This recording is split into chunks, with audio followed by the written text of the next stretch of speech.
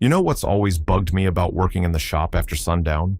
You flip on the overhead fluorescence, and suddenly everything looks flat. The grain disappears, your layout lines wash out, and you're squinting at pencil marks like you need a new prescription. And don't even get me started on trying to do anything useful outdoors after dark without fumbling with a headlamp or draining batteries. I just accepted it as part of life. Darkness means you stop, or you plug something in. Then about 3 years ago, I was deep into researching how Norse shipwrights organized their work, and I came across something that stopped me cold.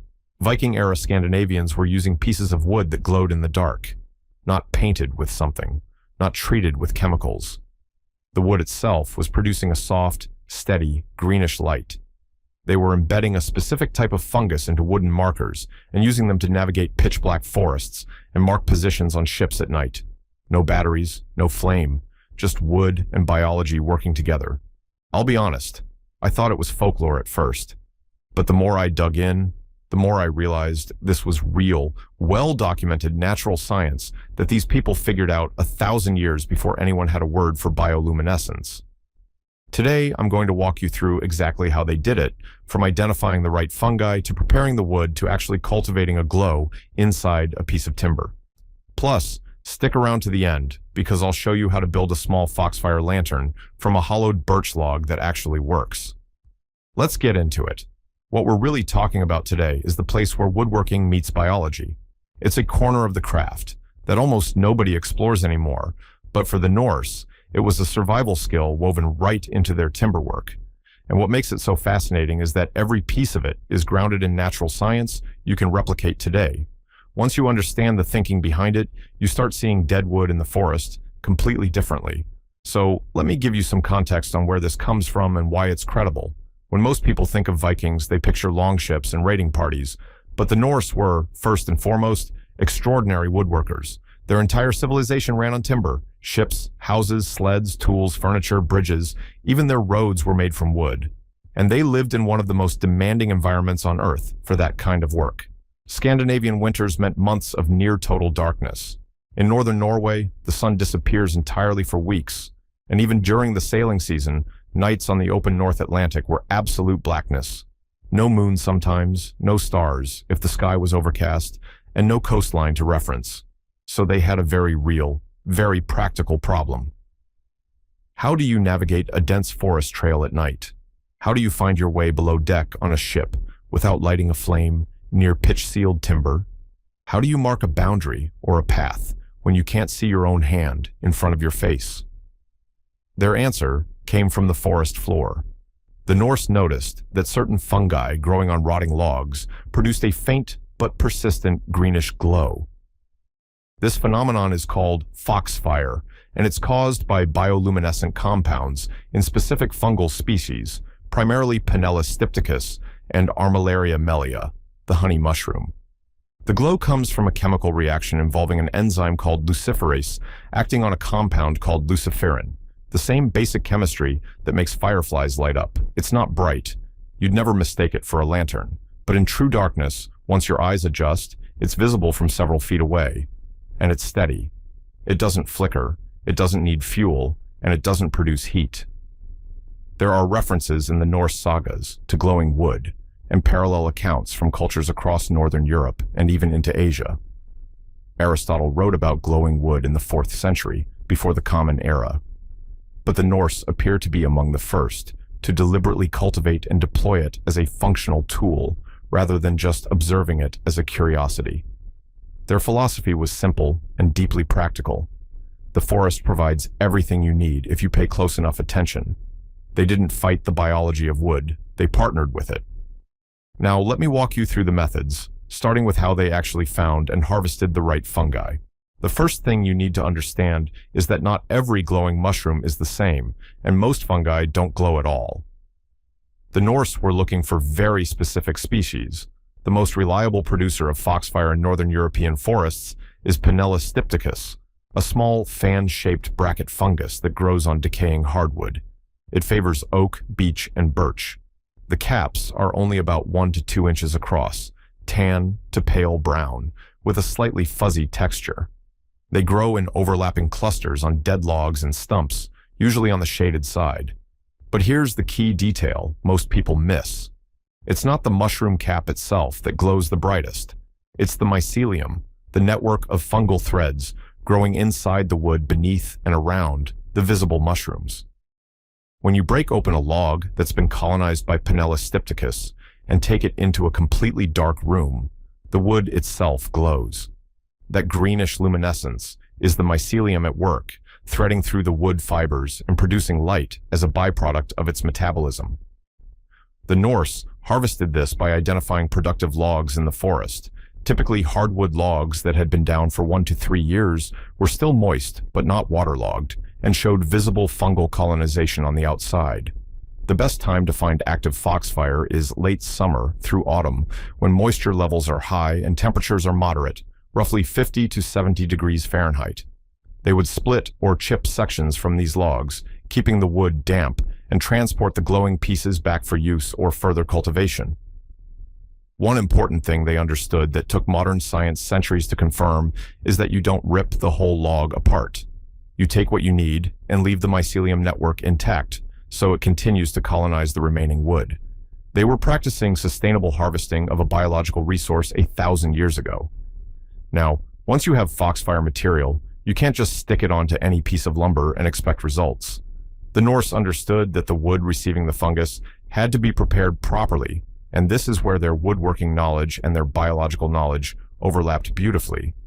The wood's substrate, meaning the piece of timber you want to glow, had to meet specific conditions. First, it needed to be a compatible hardwood species. Oak and beech worked best because Pinella stypticus naturally colonizes those species. Birch was also used, especially for smaller markers and portable objects. Second, the wood had to be green or only partially seasoned. Kiln-dried lumber is essentially dead from a biological standpoint. The cell structure has been cooked, the moisture is gone, and there's nothing left for the fungus to feed on. The Norse used freshly cut or recently felled wood that still had a moisture content of roughly 40 to 60%. They shaped their markers, posts, and ship components while the wood was still green, which is actually easier to work with hand tools anyway. A trail marker might be a simple stake, 2 to 3 feet long, split from a green oak billet and sharpened on one end. A ship indicator might be a small plank or peg fitted into a rail or bulkhead.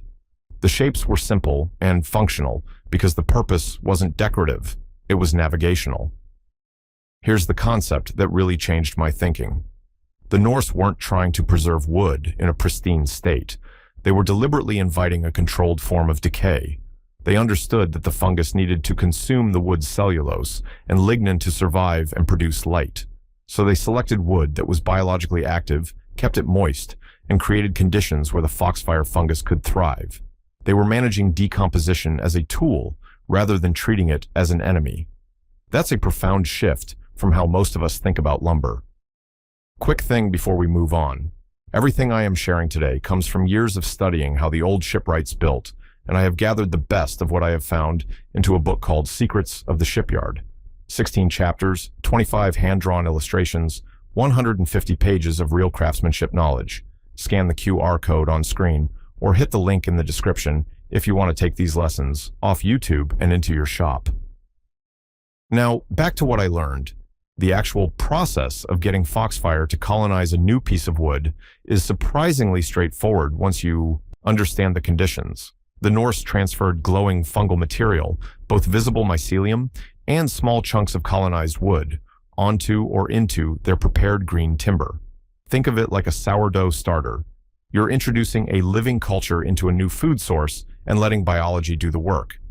The most effective technique was to split the green wood partway, insert pieces of actively glowing foxfire wood into the split, and then bind the piece back together with cordage or wedge it closed. The mycelium would grow from the colonized fragment into the fresh wood over a period of several weeks. Another method was to carve shallow channels or bore small holes into the surface of the marker and pack them with crumbled foxfire material mixed with damp sawdust from a compatible species. Temperature and moisture are everything. The fungus needs consistent dampness, not soaking wet, but never allowed to dry out. Think of a wrung-out sponge, and it needs moderate temperatures. Below 40 degrees Fahrenheit, the metabolism slows dramatically and the glow fades. Above 80 degrees, the fungus can die. The sweet spot is 55 to 65 degrees, which happens to be the typical temperature range in Scandinavian forests during the growing season and inside the hull of a ship below the waterline. The Norse kept their inoculated pieces in shaded, damp locations, often buried partway in forest duff or stored in the bilge area of ships where moisture was constant. Within 3 to 6 weeks under good conditions, the new wood would begin to glow on its own as the mycelium established itself throughout the fresh substrate. Now, how did they actually use this glowing wood?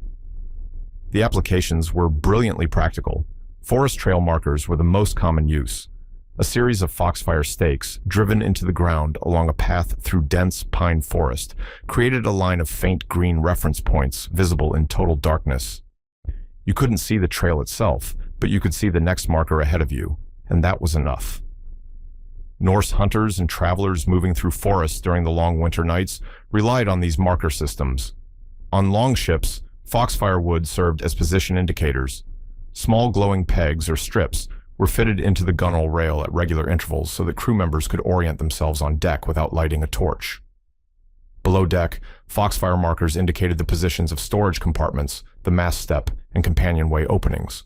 On a ship carrying flammable cargo or sealed with pine pitch, an open flame was a serious hazard. A piece of wood that produced its own cold light was genuinely valuable. Settlement boundary markers used foxfire to remain visible at night, and some accounts suggest that door frames of important buildings were fitted with foxfire strips so that people could find entrances in darkness. The glow wasn't strong enough to work by or to illuminate a room, but it was strong enough to say, "Here, this is where you need to go." And in survival conditions, that's all you need. I want to be completely honest about the limitations, because this is where romanticizing gets people in trouble. Foxfire is not permanent. The glow is a product of active fungal metabolism, and that metabolism requires food, moisture, and moderate temperature. Once the fungus has consumed the available cellulose in a piece of wood, the glow fades and eventually stops. A well-colonized marker in good conditions might glow actively for 2 to 4 months. After that, it needs to be refreshed or replaced. The Norse managed this the same way they managed every other consumable resource, through regular maintenance cycles. Trail markers were refreshed seasonally. Ship indicators were replaced during routine maintenance hauls. They didn't expect permanence, and they didn't need it. They worked within the natural life cycle of the fungus and planned accordingly. Drying kills the glow almost immediately. Direct sunlight degrades it within hours. Freezing temperatures suspend it, though it can sometimes resume when conditions warm up again. These aren't failures of the system. They're simply the parameters, and the Norse understood those parameters thoroughly. Let me share some patterns I've noticed in how most of us think about wood compared to how the Norse approached it. The first pattern is treating all fungi as the enemy. Most woodworkers see any sign of fungal growth and reach for the bleach. And for furniture and structural lumber, that instinct is correct. But the Norse recognized that certain fungi are tools, not threats. They had a relationship with biological decay that was selective and intentional. The second pattern is assuming that good woodworking means keeping wood as dry and stable as possible. We obsess over moisture content, and rightly so for most applications. But the Norse understood there's an entire category of wood use where moisture is your ally, not your enemy. The third pattern is ignoring the biology of the forest. Most of us buy lumber from a supplier and never think about the ecosystem it came from. The Norse sourced their materials with an intimate knowledge of what was growing on and in the wood, and they used that knowledge as a resource. The fourth pattern is demanding permanence from everything we build. The Norse were comfortable with objects that had a functional lifespan and needed regular renewal. There's a kind of freedom in that thinking, building things that serve their purpose brilliantly for a season and then return to the forest. The good news is, once you see these patterns for what they are, you start thinking about wood as a living material with possibilities you never considered. Now, for that bonus tip I promised at the beginning. This is something I tried myself after reading about Norse marker construction, and it actually works. Take a piece of birch log, about 6 inches in diameter and 8 inches long. Fresh cut, still green. Hollow out the center using a gouge or a large spoon bit, leaving walls about 3/4 of an inch thick. Leave the bottom intact so you have a cup shape. Now, find an active foxfire log in the forest, one with Pinellus stypticus visibly fruiting on the outside. Split off several chunks of the glowing interior wood, each about the size of your thumb. Pack these pieces into the hollow of your birch cup, filling it loosely. Add a layer of damp oak sawdust on top. Wrap the whole thing in a damp cloth and store it in a cool, shaded spot, around 60 degrees Fahrenheit. Within 3 to 4 weeks, the mycelium will colonize the interior walls of the birch cup. Unwrap it, take it into a completely dark room, and give your eyes 5 full minutes to adjust. You'll see a soft green glow emanating from inside the hollowed log. It's not going to light up a room, but it's real, it's alive, and it's the same quiet technology that guided Norse hunters through black forests 1,000 years ago. I keep one on my back porch, and I refresh it every couple of months. It still catches me off guard every time I see it. If this kind of traditional shipwright knowledge is something you want to keep exploring, I have written a guide called Secrets of the Shipyard. It covers 16 chapters of Viking and naval carpentry techniques that have been perfected over centuries. The kind of knowledge you will not find in most modern woodworking books. Scan the QR code right now or check the first link below. I hope this one opened your eyes to a side of woodworking that doesn't get talked about nearly enough. The Norse didn't have electricity, but they had something just as powerful. They had patience, observation, and a willingness to work with nature instead of against it. Thanks for watching, and I'll see you on the next one.